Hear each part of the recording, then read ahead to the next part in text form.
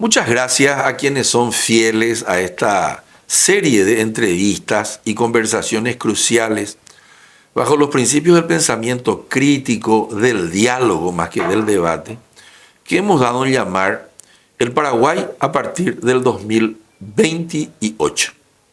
Como decimos aquí, donde yo estoy instalado ahora en el piso 15 del Paseo La Galería, Torre 1, Steve Jobs decía, todo líder, sea político o sea de los negocios, tiene un rol de ir al futuro, ver cómo es el futuro o cómo debe ser el futuro y volver otra vez al presente y decir, bueno, así vamos a trabajar para llegar hacia un futuro grandioso, de mejor calidad de vida, de mayor desarrollo humano, etcétera, etcétera.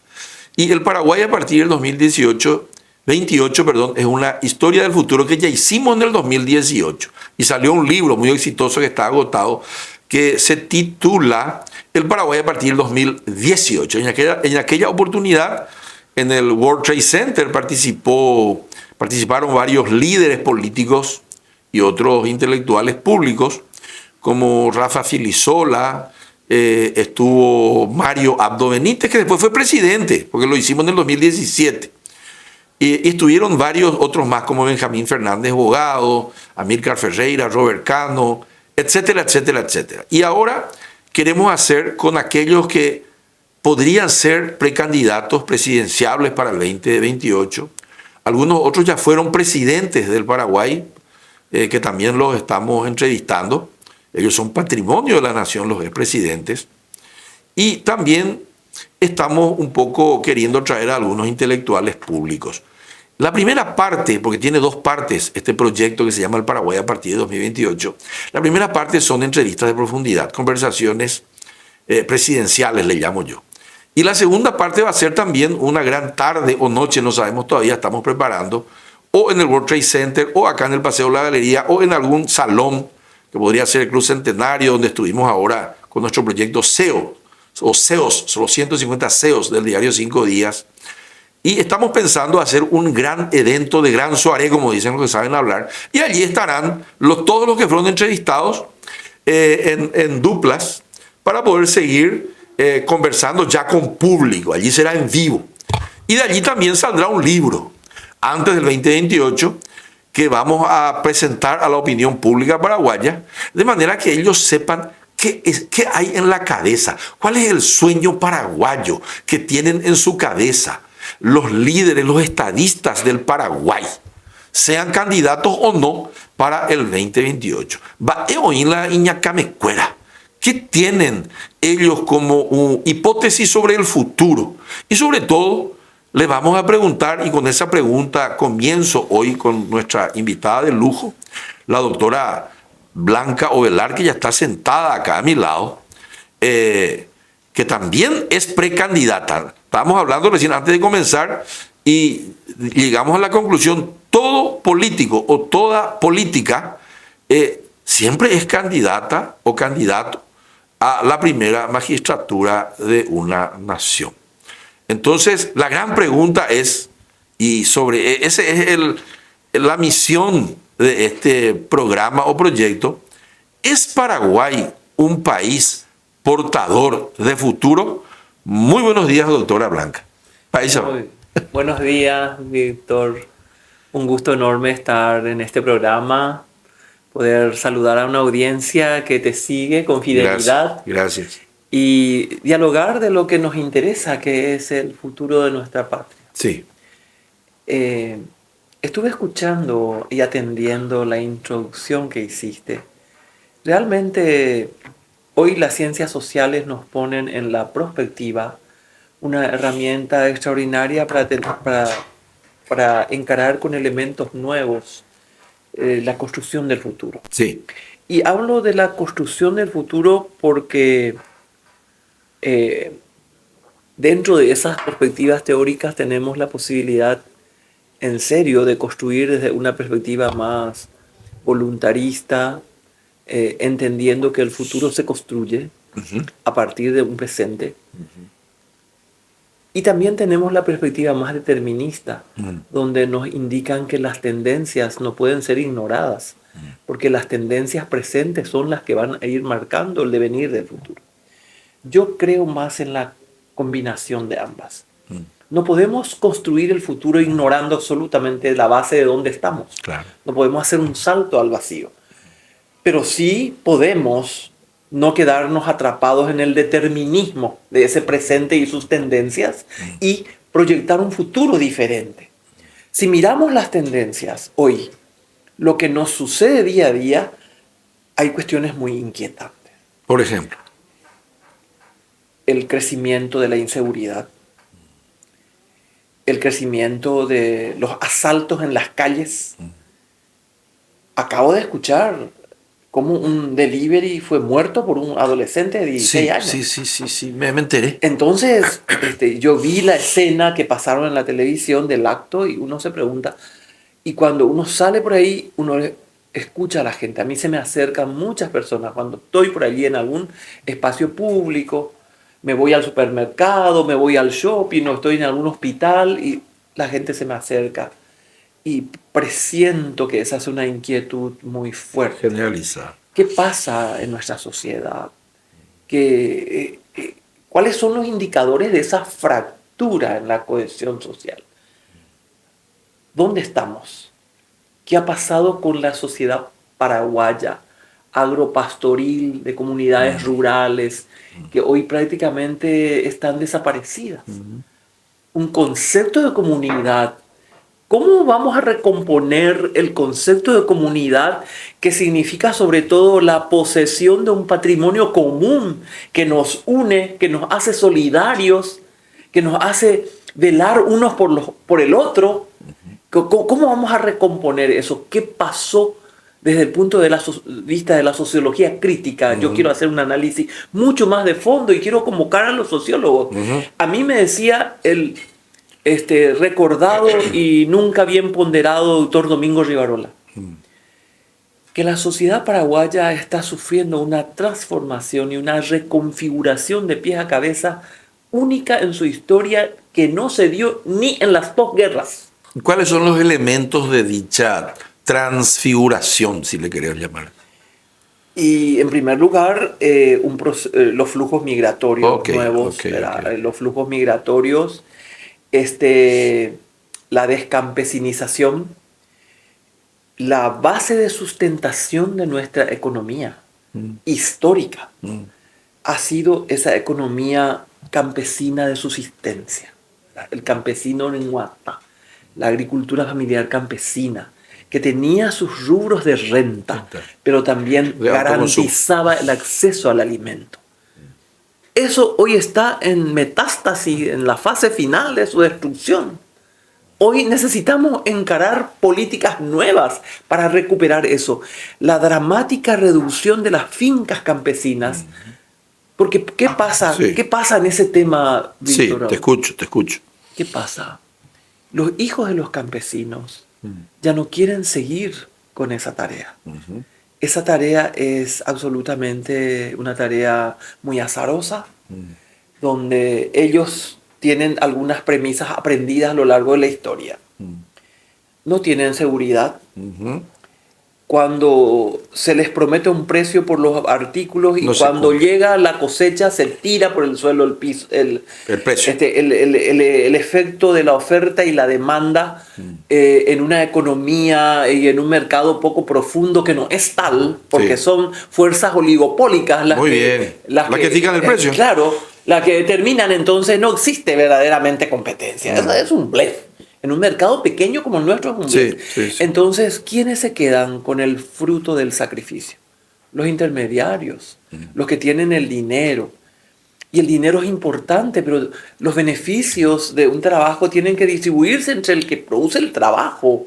El que produce el trabajo se queda con nada, se queda con deudas. A veces, para producir, tiene que endeudarse.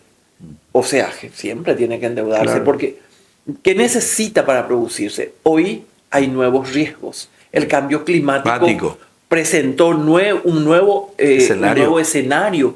Y todo ese riesgo se queda sobre los hombros del eslabón más débil que es el productor. Entonces sus hijos ya no tienen ganas de seguir esa tarea. Además, los saberes tradicionales para la producción hoy no bastan, porque todo este escenario nuevo, hay nuevas plagas, hay cambio climático, los ciclos del agua han variado, hacen que sea más azaroso y más difícil.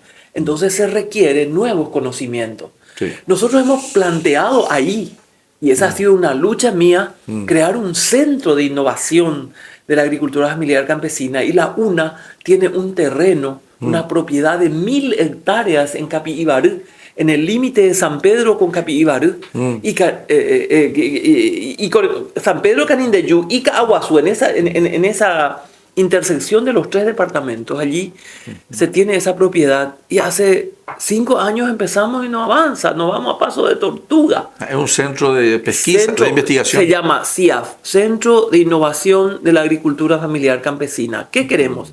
Queremos abrir allí cursos técnicos para los hijos de los campesinos, que pueden llegar a ser finalmente hasta ingeniería, pero Claro, empezar con cursos para que se queden en su comunidad y darle herramientas, porque si tienen una parcela, pueden vivir bien si tienen la tecnología y el conocimiento para producir mejor, pero con los ancestrales saberes no alcanza hoy para producir. Se produce y no puede competir con el que produce más, porque Claro. tiene más tecnología. Claro. Entonces, esa es una perspectiva de la problemática. Sí, sí. Y eso se enfrenta Sí. también en la contracara de eso, cómo estamos en el ámbito de la ciencia. Vivimos un tiempo maravilloso, inédito, de un despliegue extraordinario de la ciencia En y el mundo. conocimiento en el mundo, Sí. que nos deslumbra y nos hace ver todavía más lejos de todo ese acceso a esas posibilidades. Y los seres humanos queremos progresar, queremos acortar el tiempo de nuestro progreso. Entonces dejamos el campo y venimos a la ciudad. Sí, para acelerar. Ahora, eso que tú describes, doctora, ya me habrás escuchado hablar. Yo lo defino en mis artículos y en mis reflexiones filosóficas como primitivismo productivo, que es una parte, y capitalismo de secuaces, que es la falta de mercado verdadero, que es la otra parte, los oligopolios y eso. Entonces, es una sociedad de mercado. Ni siquiera es un capitalismo de mercado, porque sociedad de mercado no es lo mismo que capitalismo de mercado. Sociedad de mercado se compra y se vende hasta a las personas. Tú sabes la diferencia, Ina. Y el capitalismo de mercado es el mercado verdadero.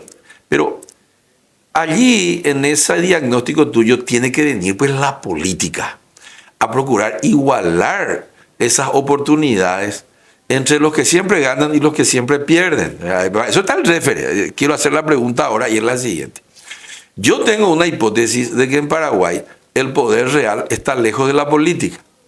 El poder real está lejos, inclusive, muchas veces, de ustedes, los que gestionan, administran el Estado, desde el legislativo, inclusive desde el judicial. El chat de Lalo es la evidencia empírica. ¿Dónde estaba el poder real? ¿Quién le decía a un juez así o asado, al fiscal que se decía lo que tú digas, señor Lalo? Entonces, como esas fiscalas y esas juezas y esas fiscalas se sometían. se arrodillaban. Entonces todas. yo, dicho esto, en la eventualidad de que te presentes más adelante de nuevo, tú tienes el derecho de competir dentro de tu partido, que es inclusive bastante democrático, es donde más hay la posibilidad de ahí de acceso interna, ¿verdad? Yo sé que ahora también, inclusive adentro, ustedes están medio desiguales ahí, porque hoy la hora de la plata, hoy lento la plata, ¿verdad?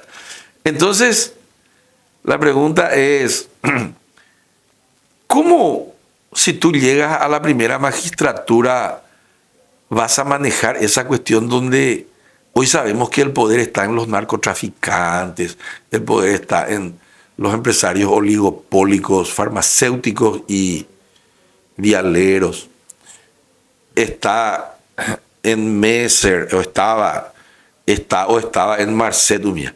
¿Cómo tú harías para hacer cumplir el rol de la política, que es la transformación de la realidad? La política es transformar el todo, Ya sea ella. Además, ella ya Pero- votamos de vos si vos querés también transformar. Sobre todo concretar los sueños del Estado social de ¿Y derecho. cómo harás? El Estado social de derecho que está tan claramente establecido en el Constitución. diario del Partido Colorado. Y en la Constitución. Nosotros La somos también. Constitución Nacional. Pero en la práctica tenemos una distancia enorme y tenemos que seguir luchando. La herramienta como tal está intacta en la doctrina de nuestro partido, pero han subido y ejercido el poder dentro del partido personas que no tienen la más peregrina idea de lo que es eso. Solo han pensado egoístamente en su bienestar y no en el bienestar de todos. Claro. Hicieron algunas cosas, Claro, pequeñas migajas se le echa al pobre y Sí, se le claro. hace creer que está mandando Claro, a ese claro. campesino que hoy está cada vez más desprotegido. Se le hace creer ñamandaña y se le hace convencer, no manda nada. Sí. ¿verdad? Porque eso ¿Cómo se hace ¿Cómo eso? se ¿Cómo hace? se hace? Yo creo que se tiene que convocar. No existe país que haya prosperado en medio del antagonismo y la incapacidad de construir juntos un destino colectivo. Eso. No existe capacidad. Yo creo que una primera herramienta es el diálogo. El diálogo informado.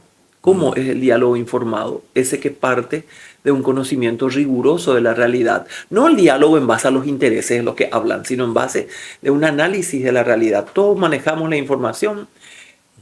Se recurre a la ciencia. Ajá. La ciencia para producir la información más rigurosa sobre la realidad y sobre esa base se conversa con los sectores. Porque a todos nos conviene tener una sociedad más equitativa, Claro. más justa. A los ricos, a ese 2% más rico del Paraguay, no le conviene que hayan tantos pobres resentidos y excluidos, porque entonces sus hijos no van a poder vivir tranquilos aquí. Y yo voy a tomar un poco una frase de Don Bosco. Don Bosco se iba y le decía a los pudientes, le decía: me vas a dar el recurso para que yo en la escuela le meta a estos excluidos. Porque si vos ahora me negás el recurso, tus hijos, estos excluidos a quienes vos le negás la ayuda hoy, vendrán con el cuchillo en la garganta a tus hijos. Don Bosco hacía eso. Bueno, es un ejemplo Sí. de cómo necesitamos promover políticas que ayuden a una mayor equidad. La altísima concentración del ingreso y la gran mayoría excluida de eso es una bomba de tiempo en una sociedad que, si bien tiene, digo yo, la mansedumbre, la resiliencia, el estoicismo, el paraguayo sabe sufrir, sabe esperar.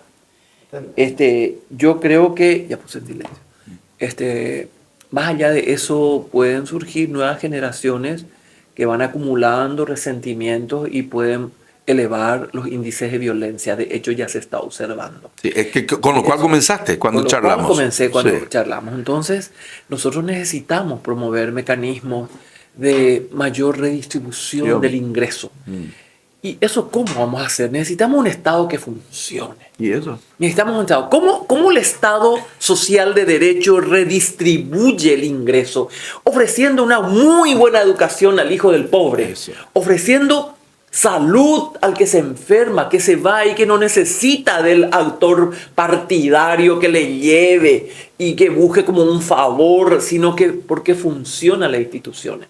Y ese es un déficit enorme que cuando yo miro la realidad de Uruguay o de Chile, siento una envidia, porque francamente para mí, sobre todo Uruguay, y me decía eso Marta Lagos, Uruguay es el país que ya se desprendió del barrio y surca otros mares, porque tiene una institucionalidad del Estado Allí vemos que cambia de la izquierda a la derecha el gobierno y hay un trato respetuoso entre las autoridades, nadie le hace el vacío al otro, nadie se van, se sientan y conversan visiones tan distintas del manejo del poder, pero son capaces de dialogar. Ese es el camino, esa altura en la construcción del diálogo informado sobre la realidad, donde pongamos el interés común y seamos capaces. Los empresarios que quieren un país seguro, quieren un país donde se les garantice sus inversiones, quieren un país, eso desde la acción del Ejecutivo yo les voy a prometer cuando se vayan a dialogar conmigo y yo voy a trabajar con ellos para que ellos contribuyan a crear entornos de mayor equidad, el entorno de su propia propiedad, en sus fábricas, que no falseen los datos, que paguen los beneficios sociales a los trabajadores. Nosotros tenemos en el Partido Colorado, ha habido gente que ha traicionado a la clase trabajadora y, por ejemplo, le llevan un afán de sindicalizarse en una empresa y en la propia autoridad del trabajo le llama al dueño de la empresa y le dice: te doy 15 días, no les voy a contestar para que les eche todo y después les voy a contestar. Y así han actuado y cobrando coima. Esos traidores cada vez más van a ser descubiertos. Claro. Antes actuaban en la opacidad, pero hoy se sabe más. Se sabe mucho más porque estos recursos permiten la difusión de mucha información y se sabe mucho más. Así es que acá lo que nosotros necesitamos es entender que tenemos que contribuir desde el lugar que nos toque a un Estado social de derecho y promover políticas de construcción de capital social en las comunidades. Estoy viendo, por ejemplo, una hermosa idea cómo se desvanece ante la imposibilidad de ir a trabajar allí la cuestión humana. ¿Cuál? El barrio San Francisco. Hoy inseguro, la gente ojo pareima, no entendéis y hoy no hay no. Pero ningún dicatumo hay la interveni uno porque acuerdan gueruma pete herida de base uajina pepe o ñamba tipao chupecuera ya guapuna ñamba apoyen cuera la construcción de redes solidarias y de capital social. Eupe dice confianza mutua, pautas de convivencia cívica o cumplidas y guay ñambo guapu ñamuñe haña construir en die cuera de confianza, asociatividad. Son conceptos claves ese capital social y son conceptos claves para el desarrollo. La ausencia de capital social es la causa no económica de la pobreza. Doctora, te quiero hacer una pregunta sobre ese punto. El Partido Colorado, que es tu partido, hoy, según mi perspectiva, tiene así un eje cultural, un eje económico y un eje estratégico. El eje cultural es Dios, patria y familia. Apareció eso en el Partido Colorado hace un tiempo, de la mano del movimiento de Honor Colorado. Con ese eslogan cultural se gana las elecciones. Es un método que ellos usan, seguramente alguien les dijo que va a ser eficiente y está siendo eficiente en una sociedad conservadora como la nuestra y escasamente así educada en muchas cosas. En segundo lugar, el eje económico y político es el Estado mínimo. Acá no hay por el Estado. Tengo que importarla la mitad. Ñarandúa 3% de presupuesto sobre el PIB, la oña invertía o llega hasta 3%. Debe ir al 6, según tú sabes mejor que yo, dicen los organismos internacionales, del 3 al 6. 1.200, 1.300 millones de dólares, debe ir a 2.500 millones de dólares. Tanto en salud y en educación. 3 y 3 nomás debe ir 6 y 6 del PIB. 12% del PIB, Juana Pepe. Y acá tenemos una presión tributaria que es 11%, 10 nomás lo era hasta el año pasado. Entonces, Oyupiana, 17% sobre el PIB tiene que llegar nuestra presión tributaria. Ya cobraron el impuesto. Eso te tiro ahí para que después me diga, va a echar ya pota. Y en tercer lugar, un Estado mínimo que no tiene poder coercitivo, que es el único que tiene, ¿verdad?, el monopolio del uso de la violencia, inclusive, para reprimir, o de la violencia legal, ya eso de la fuerza, vamos a hablar mejor. Es el Estado. Hay 30.000 policías y hay 80.000 guardias privados que están cuidando la propiedad privada de los empresarios y las casas. Entonces, dicho esto, el Partido Colorado y vos misma, ¿cómo ustedes se posicionan ideológicamente? Porque ese es como hoy está funcionando, 3 ejes. ¿verdad? Ideológicamente de Estado mínimo. Eso cuando es Partido Colorado, según yo entiendo. Absolutamente. Bueno, entonces muchos que dicen que son muy colorados, están todos los días apostando a ese Estado mínimo. Mínimo. Bueno, inclusive hoy Estado mínimo. Lamentable. Cuando que ustedes trajeron el Estado al Paraguay, ustedes hicieron la ANDE, ustedes hicieron la Corposana. Hasta el dictador, no importa, yo tengo mi crítica, pero yo hasta el dictador lo veo más colorado que lo que hoy tenemos. Con todo respeto, yo no estoy de acuerdo con el dictador en su política de derechos humanos mía, pero en la economía no estuvo tan errado en algunas cosas. Entonces sigo. Acá está el centro, extrema derecha, ya hemos dicho, humanismo, centro derecha, centro izquierda, progresismo, extrema izquierda. Mola Partido Colorado, oí, ¿verdad? Jamón de bebé. Mola de guapo, bebé. La Partido Colorado en Gotuishá, hoy desde la ultraderecha conservadora hasta visiones más progresistas. Hace ahí socialdemocracia, ¿verdad? Entonces, ¿dónde es centro izquierda lento? Centro, socialdemocracia. Yo creo que aprendimos centro, en algún lado lento. Centro izquierda de centro derecha. Inte con la centro izquierda. Inte con la centro. Inte con la centro. Ultraderecha conservadora. Dios, patria, familia. Súper hipócrita. Adúlteros y fornicadores que van a hablar de Dios, patria y familia. Por favor, dejen de engañar a la gente. Dejen de engañar a la gente. Ponen como una coraza moral hipócrita detrás del cual esconden sus vilezas. Por favor, acá hay que hablar claro. Yo no voy a olvidar nunca que cuando quisieron tratar el tema del proyecto de la Unión Europea, porque decían que ahí se traía todo el currículum y que tenía que hacer. Se usó eso, era un ardid usado para posicionarse políticamente de cara a las elecciones. Nosotros entendemos muy bien lo que es educación, conocemos desde adentro y conocemos también la teoría y la historia de la educación de nuestro país. Sabemos de dónde venimos y dónde estamos. Y les dijimos, no, pero no es así. No, hubo razones. Recuerdo que el senador que impulsaba en el periodo anterior, como nos opusimos a que se trate la derogación del convenio de la Unión Europea, pusieron nuestros nombres en un flyer, así se llama. Y dijeron, estos son los que están en contra de la familia, en contra de la vida. Y estaba yo en la lista de los que estaban en contra de la familia y de la vida. Cínicos lo que son. Estaban buscando, me escribían a mí en las redes algunos. Te vas a ir al infierno porque no querés derogar el convenio de la Unión Europea. Y empiezan a salir a luz algunas cuestiones. Yo lo único que te quiero decir es que no es más que una coraza hipócrita que esconde la vileza de mucha gente. Sí. Que van a hablar de Dios, patria y familia. Ya les dije lo que son. ¿Cómo combatir los mercados del crimen que financian y están incentivados y estimulados y facilitados por ese Estado mínimo? Que no tiene posibilidad de cohibir a los mercados del crimen, que es el tercer eje, el eje estratégico, ¿verdad? Repito los ejes en mi perspectiva. El eje cultural, Dios, patria y familia, el eje económico, Estado mínimo, y político también, Estado mínimo. No hay Estado en Paraguay. Le estoy reclamando acá a la doctora que Estado social de derecho es su partido. Y del lado de los más desprotegidos, por lo menos en la doctrina, ¿verdad?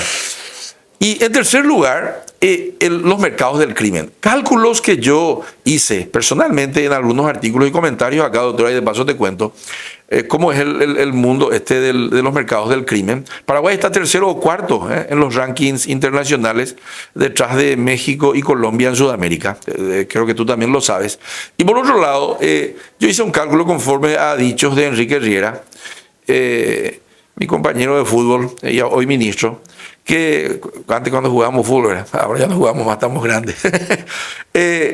Dice el doctor Riera que él más o menos tiene un diagnóstico de más de 1000 aeropuertos clandestinos. Entonces yo hablo con algunos expertos en este mundo del crimen, estudiosos, académicos, y me dicen, vos sabés, Víctor, que con 1000 aeropuertos por establecidos, 1500, dice Enrique, un vuelo puede traer 200 kilos de cocaína. Como ahora, este señor Santoro contó todo en Estados Unidos cómo era, que entraban los aviones, el avión bajaba en territorio paraguayo, se descargaba, etcétera, etcétera. Entonces yo hice el siguiente cálculo: 1000 vuelos por mes, como si fuera que un vuelo por cada aeropuerto, demasiado poco, por 200.000 kilos. Por $20.000 la cocaína, 4.000 millones de dólares mes, doctora.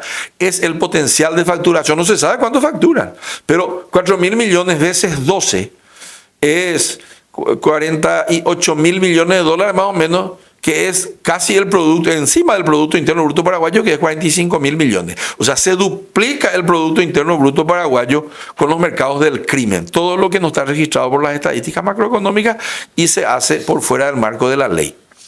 Y te hago la pregunta, doctora, ¿qué harías en la eventualidad de que te toque tener la lapicera con los mercados del crimen, por un lado, y con el Estado mínimo? ¿Cómo vas a llegar al 17% de presión tributaria? Eso requiere un pacto político. No vamos a ampliar el tributo acá. No, la tasa no, pero la recaudación se puede. La recaudación se puede ampliando la base impositiva y reduciendo la evasión. Hay demasiada mentira y hay demasiados coimeros en el Estado. Entonces, tenemos que identificar, hay paraguayos de bien, hay muchos que pueden ayudarnos en la gestión del Estado para fortalecer procesos institucionales. Entiendo que eso es necesario, pero por otra parte hace falta pagar más impuestos también. Hace falta. Nosotros presentamos el proyecto del seguro agrícola para garantizar que el campesino no quede solo cuando se destruye toda su producción por eventos climáticos o por imponderables. ¿Quién hizo esa ley? Y yo preparé la ley en un proceso muy amplio. Se presentó, se aprobó en el Senado, se fue en diputados, rechazaron. Vino al Senado, yo convencí con datos empíricos a mis compañeros y trabajamos. El Frente Guazú, que tenía entonces 7 senadores, habían presentado otro proyecto. Conseguimos que ellos retiren su proyecto y se adhieran al nuestro, que era más completo. Era más completo, venía de un proceso mucho más riguroso de análisis. Hemos traído a expertos de otros países, sacamos un libro desde el Frente Parlamentario contra el Hambre, que trabajamos el tema de la agricultura, y presentamos allí. ¿Y qué dijimos? ¿Cómo vamos a fondear? ¿Cómo vamos a hacer un fondo de contingencia para que el Estado tenga, el Estado, no un sistema de seguro privado, porque ese es otro negocio, ¿verdad? Y en el gobierno de Cartes se hizo una experiencia, el ministro Medina hizo una experiencia respecto a eso, contrató un seguro privado, y yo voy a contarte las cifras de esa. Fue una experiencia que sirvió para todavía afirmar más la necesidad que el Estado tenga una instancia tipo crédito agrícola de habilitación, tipo el propio MAC, de garantizar una cobertura mínima que ni siquiera pedimos que sea totalmente regalado, que puede el propio campesino también aportar. Pero necesitábamos crear ese fondo. ¿Y cómo íbamos a crear? Grabando 0,5, o sea, la mitad de 1%, la mitad de 1%, la exportación de granos en estado natural. Y eso se rechazó. Los genios del estado mínimo rechazaron eso, y esa ley vamos a volver a presentar. Vamos a volver a pensar cómo hacer, porque con 11% de presión tributaria no hay posibilidad de construir el bienestar del país, no hay Estado posible. Vamos a seguir siendo pobres, miserables, con inseguridad, con escuelas que se caen, no es posible. Pero también dicen los que están en contra de cualquier otro tributo, ¿cómo vamos a seguir dando recursos desde nuestro esfuerzo a un Estado corrupto? Bueno, ese es el gran tema. Y ese es casi como la discusión del huevo y la gallina. La gallina. Sí. Entonces allí nosotros necesitamos entrar. Yo creo que la construcción de un Estado más sólido es clave y eso requiere un pacto político. Necesitamos poner a la gente más competente a hacer las transformaciones y trabajar. Aquí tenemos muchos actores en la política que no tienen la más peregrina idea de lo que es un Estado. Yo te voy a contar una anécdota, no voy a mencionar el nombre. El nombre, ajá. Una persona que es una autoridad, que no tiene 40 años. Ah. Y me encuentro casualmente en un evento social y entonces tenemos tiempo de conversar y le pregunto, ¿te gusta la política? Sí, me encanta, me dice. Está hoy en la cúspide. Me encanta, me dice. Nosotros ya ayudamos luego, pero ahora yo puedo ayudar. ¿Qué entiende por la política? Entiende la ayuda, el ayudo, la migaja que le echa al que viene a pedirle algo. Y al que le trata bien, entonces como le trata bien, ojo más tranquilo. La política no es eso.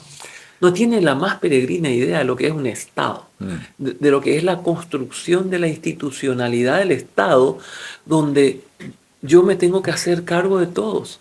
Yo tengo una gobernadora que apura a todas las instituciones públicas a que hagan afiliación al Partido Colorado. Y yo soy colorada y está muy bien, pero esa no es tarea de ella.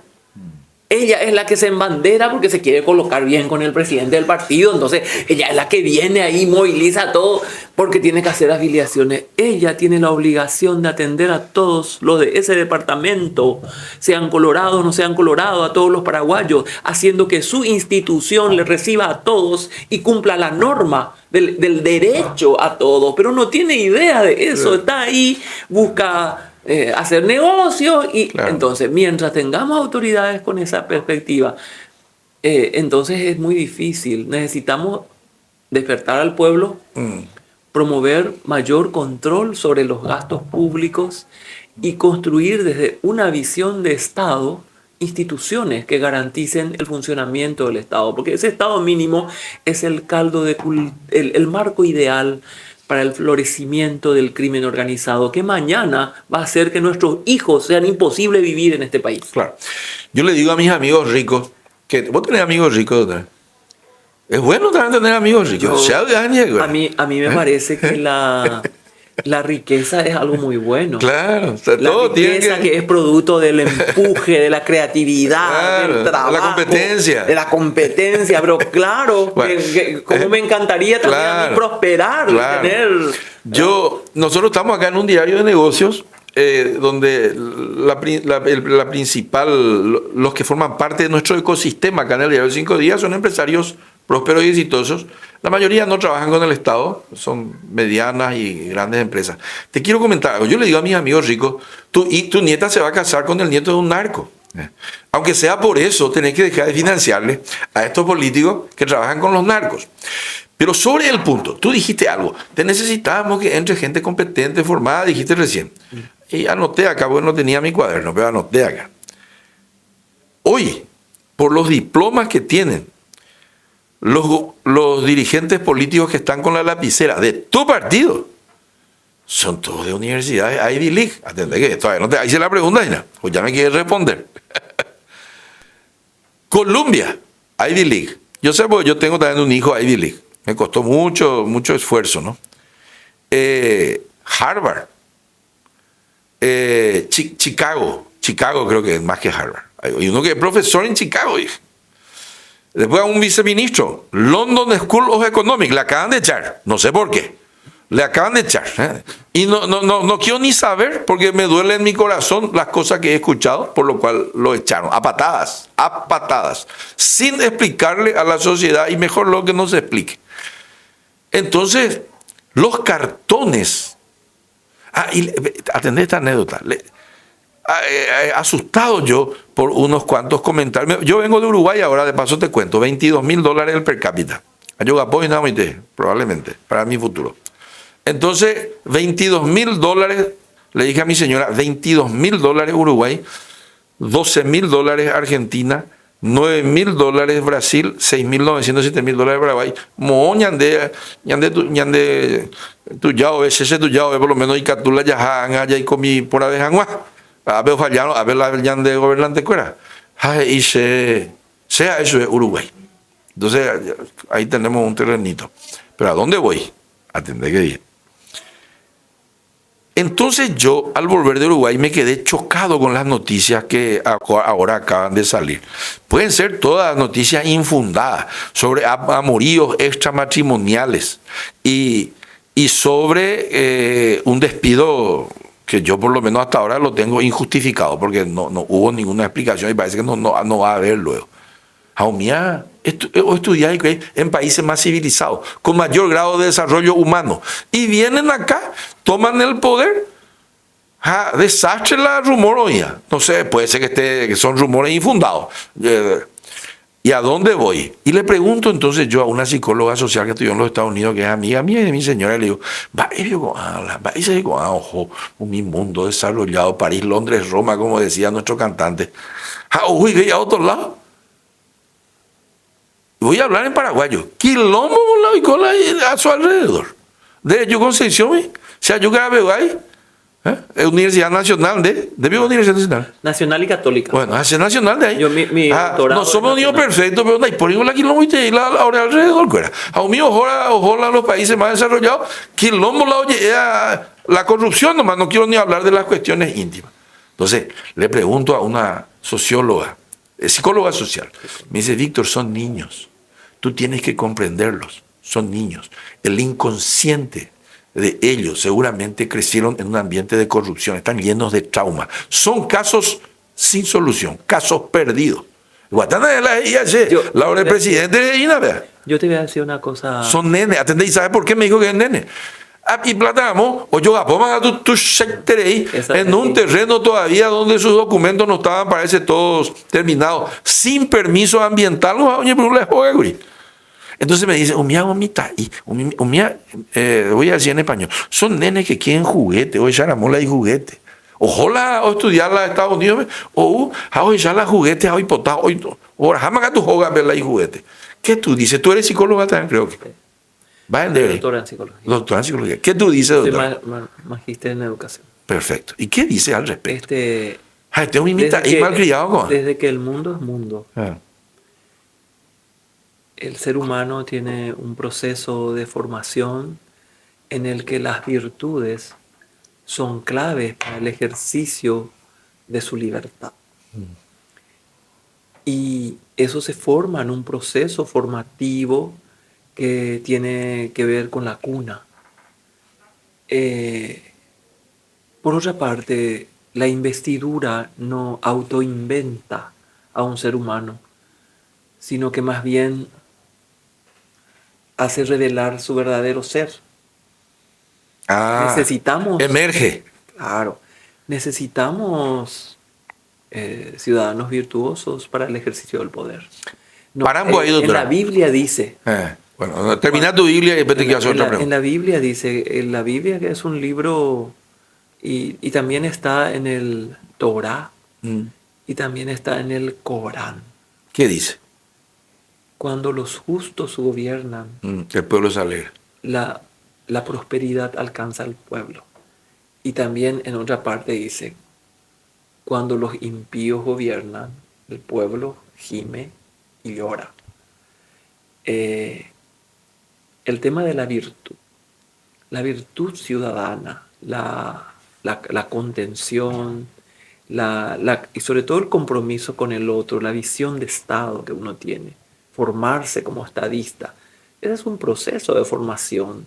Tenías que haber recibido en tu cuna el compromiso con el otro, con la verdad, con una vida recta, ¿verdad? Ese es un proceso que no se autoinventa porque vos llegás. Es un proceso de construcción de la personalidad moral.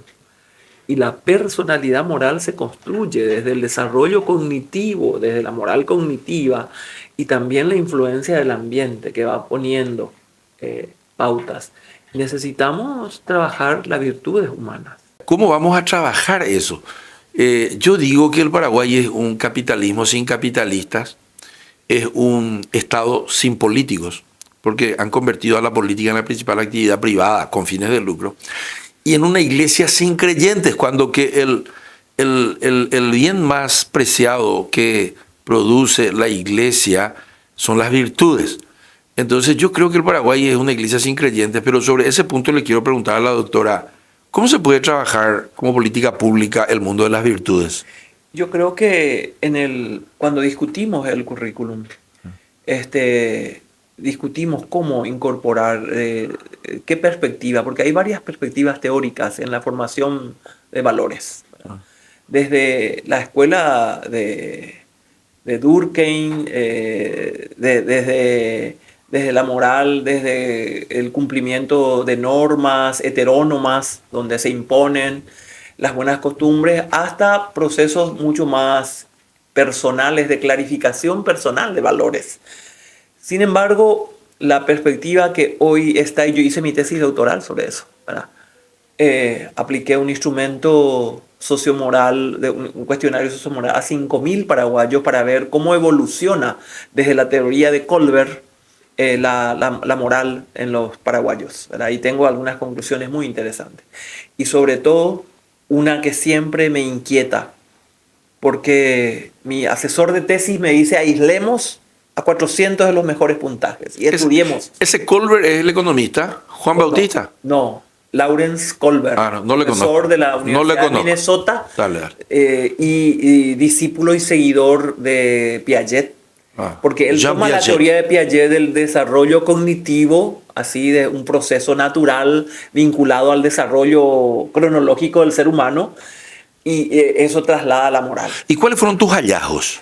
Y en primer lugar, que hay una detención en el proceso de desarrollo moral desde los 15 años aproximadamente.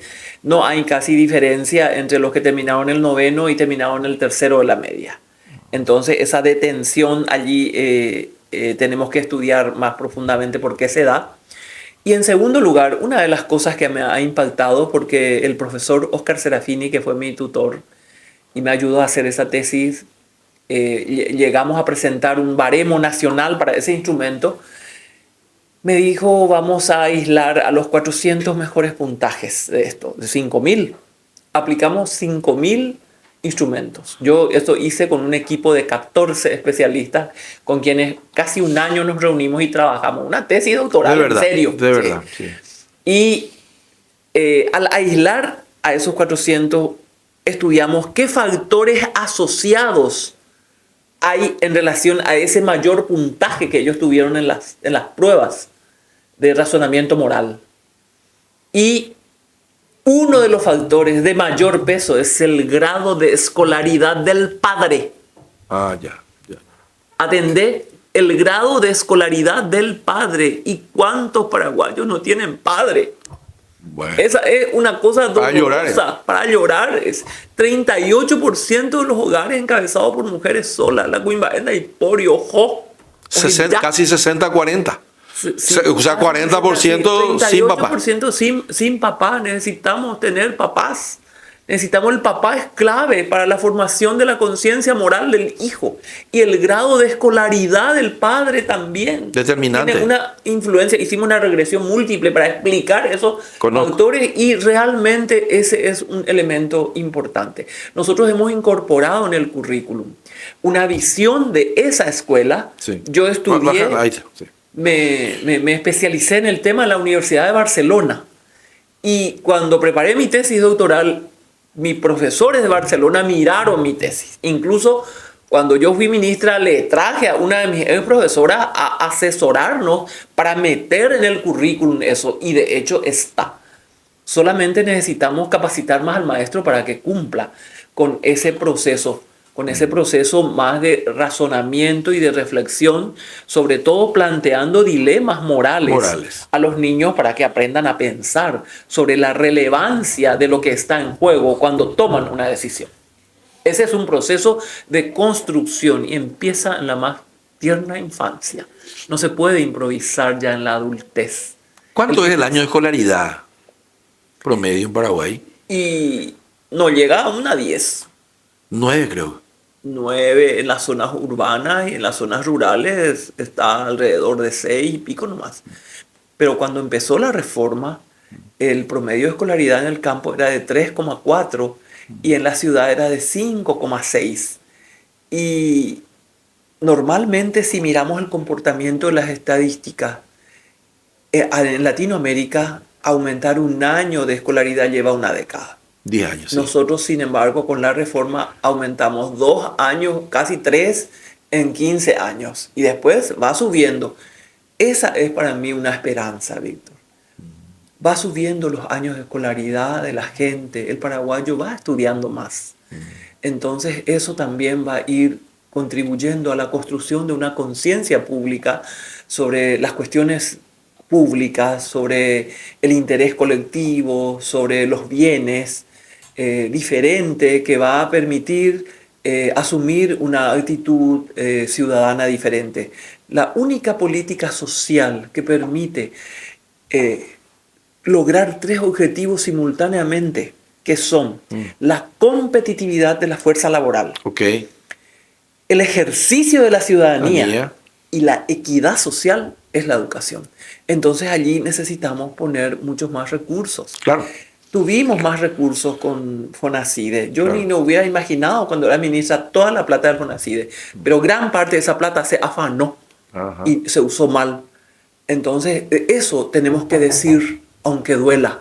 Y tenemos que decir y tenemos que luchar, porque hoy tenemos nuevamente otro programa como Fonacide, donde se está afanando recursos, que es el programa Hambre Cero. Ya. Yargel Goana. Es un tema argelado, ¿verdad? Yo siempre quise preguntarle a gente inteligente que entienda de educación, y en este caso tengo la oportunidad ahora y quiero grabar. Yo tengo también un sueño, así como decía Luther King Jr. I have a dream, decía.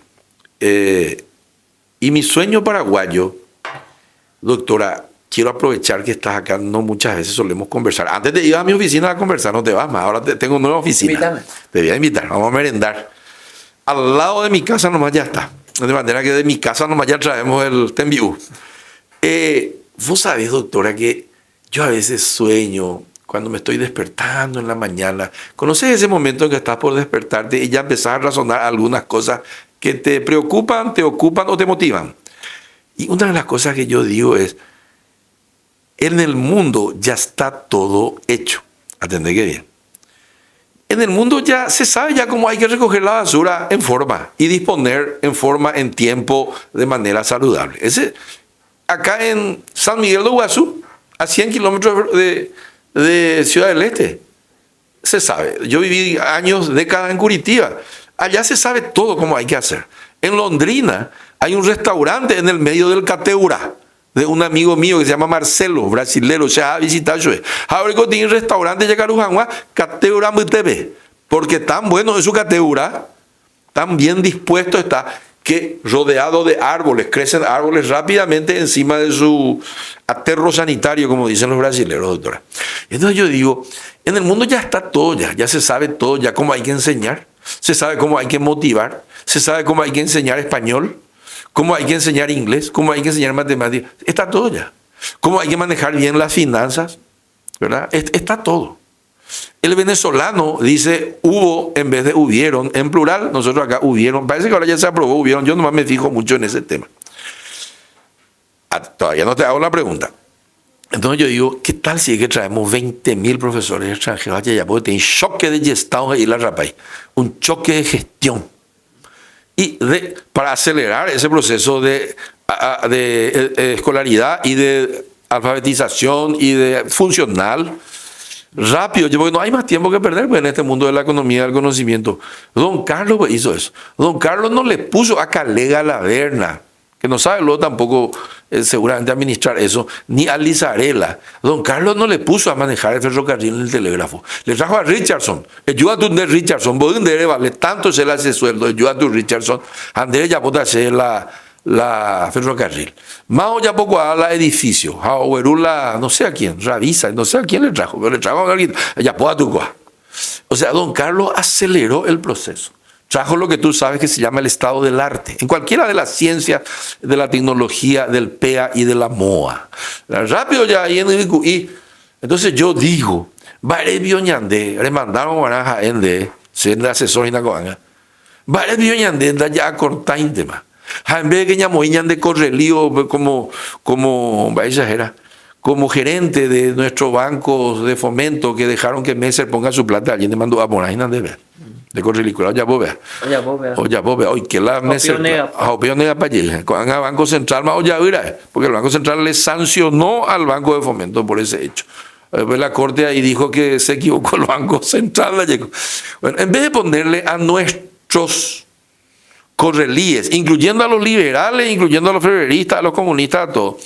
No digo que los saquemos a los paraguayos, pero en puestos clave tenemos que acelerar los procesos. Y hablo de la educación. ¿Por qué no traemos nomás ya unos cuantos colombianos que nos enseñen? Acá, a tu lado, después te voy a presentar el que va a editar este programa. Acá es colombiano. Vamos a ver un dedo de paso. Que es bueno. Pero oíngo la, Víctor. Pero no hay por ahí. Y ña canela ña de profesor cuera. Oíngo la paraguayo y balea. Vamos hoy. Identificarán. Vamos hoy. Tengo Carlos, importante, pero ya hoy cuál. Carlos Antonio López. Programa de calvo ese año por un ministro a tiempo. Ya puedo, tengo 2004, pero mondoma o capaz estudiar la gente. Vamos hoy, va unir. Allá pola la trámites a hacer Harvard. En la Harvard. No, diga, tú dare coila orecoala dominio de inglés, la vamos a estudiar muy técnica, tú dices, es la castellano. Como El Salvador hizo. Todos hablan inglés ahí. Como si El Salvador mandó a 80 mejores en su programa Educa, a 80 buenos gerentes, y yo necesito acá un núcleo de elevada competencia para impulsar, porque acá no podemos dialogar de muchos temas. Por ejemplo, no tenemos expertos en desarrollo curricular. Cualquiera te habla de malla curricular, un concepto mal aplicado. En el Congreso con frecuencia ya oñeme te llegó a la diputado fuera a la senador fuera con la malla curricular tal cosa toñeme fuera ya botan la malla ahora ya está otra vez que se enseñe inglés Jataro ya botan la malla. Bueno, en fin, ya no hemos renegado pero allá huereco allá mondo a cueja upeo ula otra administración a jetala o tuya la no pude enviar en Harvard. Pero hay mucha gente que habla inglés ahora. Sí, ahora hay más. No pude enviar a Harvard, pero sí hice un acuerdo con la Universidad Jesuita de Chile. La Alberto Hurtado, que es una de las mejores para políticas educativas. Diseño de política. Y hice un acuerdo con la Universidad de San Andrés de Buenos Aires en acuerdo con el IIP, Instituto Internacional de Planificación Educativa de la UNESCO, que tiene su sede en Buenos Aires. Y saqué ahí la primera camada de magíster en gestión educativa. ¿Qué hicimos? Seleccionamos, en base a un riguroso sistema, profesores paraguayos graduados universitarios menores de 40 años. Le compramos una computadora, le regalamos una computadora, una notebook. Le pagamos un profesor de inglés, porque tiene que leer textos en inglés en una maestría, no puede no leer textos en inglés. Materiales en inglés. Bueno, le pagamos un profesor de inglés y le pagamos sus estudios, y el estudio consistió en 2 años de formación que tenía un mes presencial en cada semestre. Entonces viajaban a Buenos Aires 2 veces en el año, 1 mes en cada viaje, luego venían y acá tenían su tutoría, y también a Santiago de Chile. Recuerdo que Emilio Tenti Fanfani, uno de los profesores de ese grupo de maestría, que es un sociólogo de la educación, vino al Paraguay y me dijo, del grupo de Buenos Aires, me dijo: Blanca, qué buena gente que mandaste. Son brillantes las paraguayas. ¿Dónde están esos? Espérame, te voy a contar. Añes en ese palacio, pero añes interpelar porque hubo demanda. La seco religionario, fueras a UGE y presidente, va a con el ministro o mundo liberal, o estudiante, cabe. Hacer el no y la presidenta, a interpelarse, hacer explicar sobre el argumento. A la presidente Oreco está defecto, pero Oreco tiene gran virtud, es la razón o convencer. Sí, ya sé de quién hablas. Información y mío, Ingo. Sí. Entonces, convencer, yo ves a convencer, yo ves a ya ya en paz la asunto vaya la seleccionada. Ahora ya su porque yo ya permanentemente. Eso ve va ella de la va en de diputada de la ira pues Huber no nace eso va en de diputada y maestro Ripotape tenía correligionario o ripotape tenía maestro iba y catupuri. Y guapo. O mañana se le dice ripotape tenía maestro y catupuri ojalá se correligionario ese. Exacto, pues anda hay criterio el año seleccionado más. Ya de hoy ya mejoran la educación ya está me llevo a hacer ese equipo ve. Gente de diferentes partidos. Marta Lafuente de ese año ahí no, a Marta Lafuente está ahí colorada. Digo. Ella hace años ahí no, ese a Moisés de viceministra. Ella fue viceministra mía. Antes de ser ministra, ¿no? Claro, cuando yo fui viceministra, cuando yo fui ministra, ella fue mi viceministra. Y en la primera etapa en el gobierno de González Maqui, cuando yo ya fui ministra, ella fue mi directora de recursos, de currículum. Y después, cuando yo iba a continuar en el cargo en el gobierno de Nicanor, yo impuse que ella sea taño de no ese, porque es tasen ahí no Nicanor, a peño convence. Doctora, claro. ¿Qué te voy a decir con eso? Sí. Se fueron a estudiar, esa fue la primera camada. Sí. El plan era formar a 2000. Ya. Y tenía que seguir ese plan. Era un entrenamiento de entrenadores. Era para que formación de formadores, otra. Una formación de formadores y era una formación porque era maestría. Darle maestría, gestión educativa y política educativa. Y después quería dar en currículum y así, quería ir formando. Y vos sabés que viene después un cambio de gobierno y viene un ministro que empieza diciendo la reforma es un fracaso. Todo esto es un fracaso. Y dice, no, demasiado plata gastamos en cada uno, no, acá vamos a traer a los profesores. Murió el programa. Opa. Murió el programa. Y esos primeros 200 que se formaron en mi gestión, se quedaron, muchos de ellos se quedaron vegetando en lugares de menor cuantía, donde hacían, por ejemplo, sellado del papel cuando entraban en una supervisión. Modo freezer. Modo freezer. Un ejemplo te voy a contar. Sí. Una de las que se fue a estudiar es una chica que yo ya le había enviado a Francia. Sí. Era la que se iba a explicar la cuestión del indicador educativo, porque en mi gestión nos asociamos al sistema WEI, que es indicadores educativos del mundo, ¿verdad? Y las reuniones siempre se hacían en Singapur, en Asia, se hacían en Dinamarca. Entonces yo tenía que enviar a alguien que hable inglés. Ella era la que se iba. Esa chica, con toda su formación, después vino y se fue y se quedó en una supervisión a sellar. Entonces, un país que tiene desprecio por el talento, no pone a los mejores y pierde mucho tiempo. Aún hoy poniendo a todos los mejores, elijamos a todos los que mejor calificación tienen, aquellos que tienen mejor desempeño, miremos su ética de la responsabilidad eso. Y traigamos a todos ellos. Aún así, es insuficiente lo que tenemos para hacer frente al desafío. ¿Y qué sería si encima despreciamos y ponemos al cuate, al amigo, ahí? Mira, yo te voy a contar lo que me contó hace poco una directora general. ¿Eso es de colegio? Directora general del ministerio. Del ministerio. Del área de la educación superior. Perfecto. Me contó y me dice, mira, yo no puedo tener como directora de formación docente a una tipa que es tal cosa. Me dice. Entonces peleé y le convencí al viceministro, a convencerlo a cambiar más.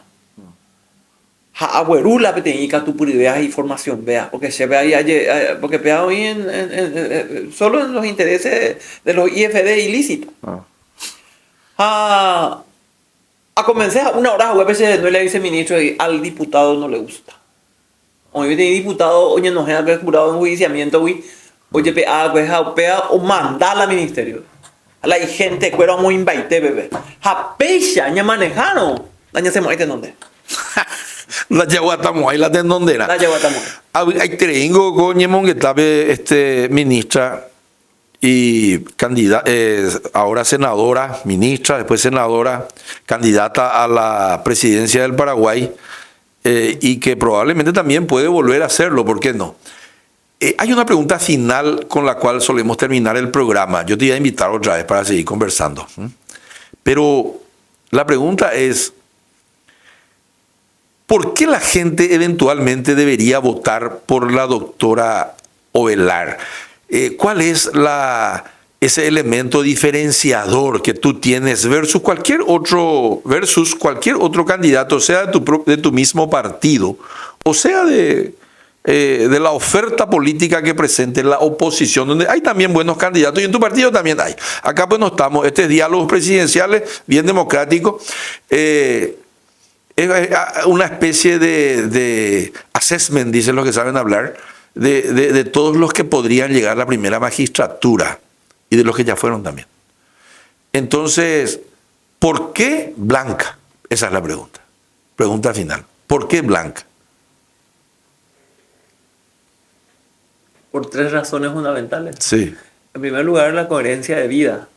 Ya ahí me voy a puesto importante. Sí, Vaya, pues, mañana. Número 1. Competencia, patriotismo y honestidad. Pero como en la cultura del engaño, todo el mundo se presenta como honesto. Entonces miremos a la realidad. La realidad no es. Yo le agradezco inmensamente de todo corazón a la doctora. Es un placer conversar con personas como ella, inteligente, vivaz, aguda, sabia, que es diferente de inteligencia. Y en realidad fue una de las mejores entrevistas que hice en los últimos tiempos, no solamente aquí en conversaciones presidenciales, sino que en otros medios donde también estoy, doctora. Entonces te felicito, te agradezco que hayas estado aquí. Y termino con una frase que siempre uso. La doctora hizo una revisión del pasado y de acuerdo a eso ella está presentándose para un futuro transformacional aquí en el Paraguay. Decía Víctor Frank, de Colegio Pecuri. Sí. Él decía, todo aquel que tiene una versión positiva de su pasado puede crear una visión optimista de su futuro. Estuvo en los cambios de concentración. Así mismo. Bueno, muchísimas gracias. Que Dios nos bendiga y que Dios nos perdone. Dios bendiga al Paraguay. Dios bendiga al Paraguay. Dios bendiga al Paraguay, doctora.